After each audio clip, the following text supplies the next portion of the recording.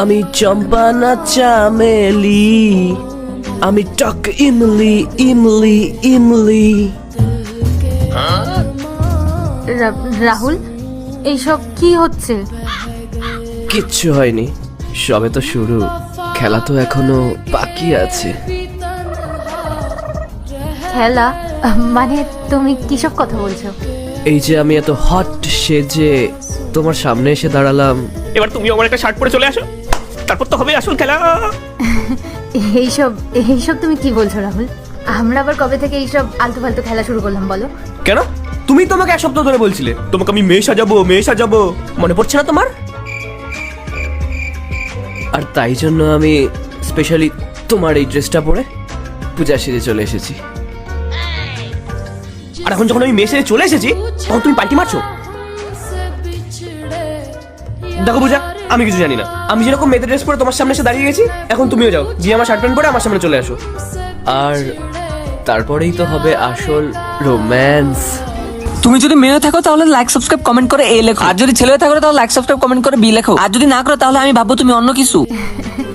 রাহুল, তুমি মনে হয় ঘুমের ঘরে স্বপ্ন দেখছো। আমি এসব কথা বলতেই পারি না। আমরা তো খুব আদর্শ স্বামী স্ত্রী, তাই না? আর 5 জন কাপলদের মতো। আদর্শ স্বামী স্ত্রী?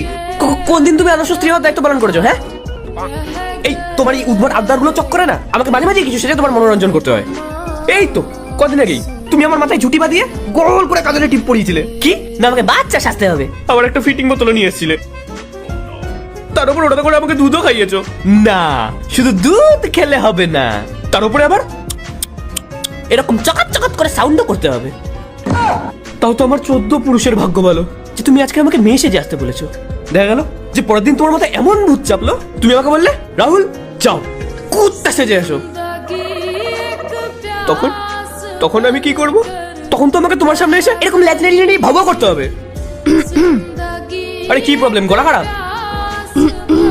কি গলা ব্যাং ঢুকেছে? এই দেখো পূজা, আমি আর কিছু শুনতে চাই না, তুমি তাড়াতাড়ি চেঞ্জ করে বাইরে আসো। দেখো রাহুল, আমি তোমাকে এটাই বলতে চাইছি যে তুমি যাও গিয়ে চেঞ্জ করে আসো, আমরা অন্য কোনো দিন আবার খেলবো। হ্যাঁ? ও হ্যালো, এক মুখে কত কথা বলবে তুমি? এই তুমি আমাকে একটু আগে বললা রাহুল যাও মেয়েদের ড্রেস পরে আমার সামনে এসে দাঁড়াও, নাহলে নাকি তোমার কপালে খুব দুঃখ আছে, আর তার জন্যই আমাকে এই ড্রেসটা পরে এখানে আসতে হয়েছে।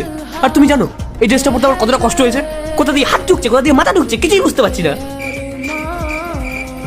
আর মাঝে মাঝে এমন জায়গা দিয়ে হাওয়া ঢুকছে সেটা আমি কাউকে বলতেও পারবো না। আর তুমি আমাকে বলছো এখন চেঞ্জ করে আসতে? তুমি তাড়াতাড়ি যাও গিয়ে আমার শার্ট প্যান্ট পরে এখানে আসো, না হলে আমি কি করবো? হ্যাঁ, আমি তোমার সামনে এমন কথা কাঁদবো